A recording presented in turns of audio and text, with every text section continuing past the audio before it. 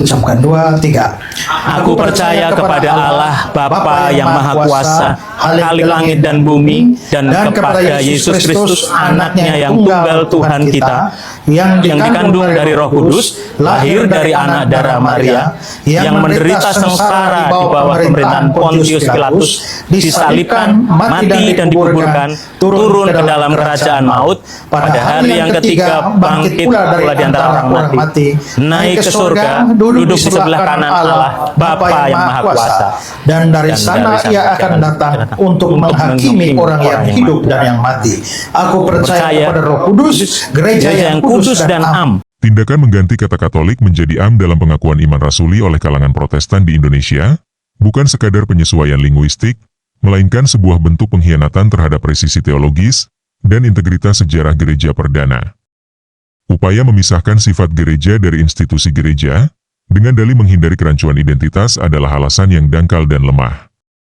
Secara historis, istilah Katolikos telah dipancangkan oleh para bapak gereja, bukan sebagai label organisasi yang bisa diubah-ubah sesuai selera zaman, melainkan sebagai pernyataan tentang kepenuhan iman yang mutlak dan tak terbagi. Kita harus menegur keras kecenderungan untuk mereduksi istilah suci ini, hanya karena ketakutan akan asosiasi dengan gereja Kristen di Roma. Perlu diingat bahwa Konsili Nikea pertama, tahun 325 Masehi, secara otoritatif telah menetapkan dalam kanon-kanonnya, bahwa gereja yang benar adalah gereja yang bersifat satu, kudus, Katolik dan Apostolik. Dengan membuang kata Katolik dan menggantinya dengan am yang artinya umum, orang-orang Protestan secara simbolis sedang memutus diri dari pengakuan iman, yang telah dirumuskan secara dogmatis oleh para bapak konsili, yang menjaga kemurnian ajaran dari ajaran sesat Arianisme. Penggunaan kata am yang diwariskan oleh misionaris Belanda, merupakan reduksi makna yang sangat fatal. Universal hanyalah salah satu dimensi dari kekatolikan, namun kata am gagal total dalam mengekspresikan totalitas atau kepenuhan sakramental dan suksesi apostolik. Gereja adalah Katolik, karena di dalamnya Kristus hadir secara penuh, dengan segala sarana keselamatannya. Menggantinya dengan istilah yang berarti umum, seolah-olah menurunkan derajat gereja Tuhan, menjadi sekadar organisasi sosial atau perkumpulan massa yang bersifat global, tanpa bobot rohani yang mendalam. Ketegasan ini semakin diperkuat oleh Konsili Nikea kedua, tahun 787 Masehi, yang dengan tajam mengutuk siapapun yang berani meremehkan atau membuang tradisi gereja, baik yang tertulis maupun tidak tertulis.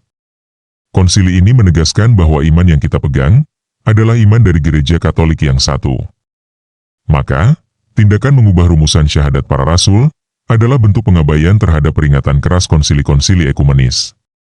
Anda tidak bisa mengklaim memegang iman yang sama, jika Anda merasa berhak menyunting istilah-istilah doktrinal, yang telah disahkan dengan darah para martir dan otoritas para rasul.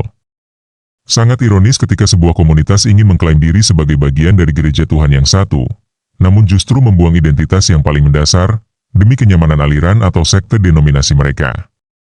Kekatolikan gereja tidak bisa dipisahkan dari keapostolikannya. Tanpa pengakuan akan Katolik, dimensi historis yang mengikat umat beriman pada akar kekristenan sejati menjadi kabur. Ini adalah teguran bagi mereka yang lebih mengutamakan diferensiasi identitas, daripada kesetiaan pada integritas iman yang diwariskan dalam teks asli, Sanctam Ecclesiam Catholicam. Jadi, gereja bukanlah sekadar perkumpulan sukarela, yang definisi sifatnya bisa diotak-atik sesuka hati. Gereja adalah institusi ilahi yang utuh dan tak terbagi sejak awal mula. Mempertahankan kata Katolik dalam syahadat, adalah bentuk ketaatan terhadap kebenaran objektif, bukan sekadar urusan politik gerejawi. Sudah saatnya setiap orang yang mengaku Kristen, menghormati integritas formulasi iman ini, tanpa ada upaya untuk mengaburkan maknanya dengan istilah-istilah buatan manusia, yang justru memperlemah kesaksian iman Kristen di tengah dunia. Selanjutnya kita akan mendengarkan tanggapan lebih lanjut Romo Hiro da SVD terkait permasalahan ini. Jangan lupa like, subscribe, dan sebarkan video ini ke semua keluarga dan sahabat Katolik, agar iman mereka semakin dikuatkan. Aku percaya akan Roh Kudus, gereja Kristus yang kudus, persekutuan para kudus, pengampunan dosa, kebangkitan badan kehidupan,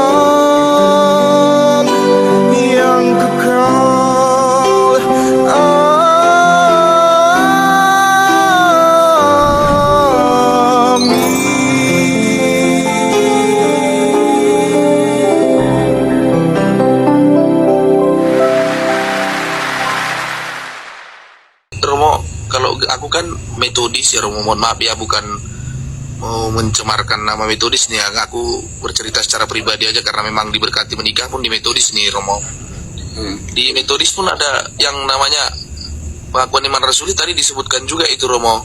Aku percaya kepada gereja yang kudus dan am. Ada juga percaya begitu Romo di ajaran kami.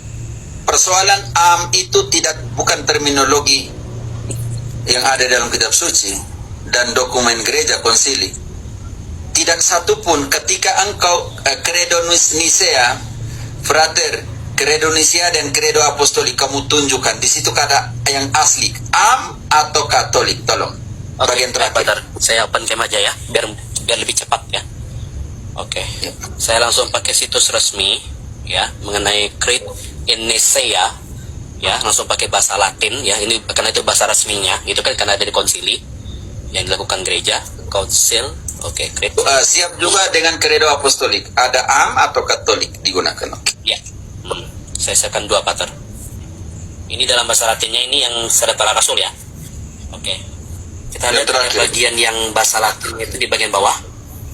Nah ini, credo in spiritum sanctum Santam Ecclesiam Catholicam, ya, bukan Catholicam. Ya, bahasa Latinnya ini. Nicea sekarang. Sekarang kita ke Nicea, langsung di bawah aja. Terus ke bawah, terus. Oke, di sini dia. Nah, ini, ya. Ed in spiritum sanctum Domino et vivicantem, qui ex Patri Filio che procedit. Nah, ini bagian bawahnya nih. Et qui cum Patre et Filio simul adorator et conglorificator, qui locutus es per prophetas, et unam sanctam Katolik, kudus, katolik dan apostolik.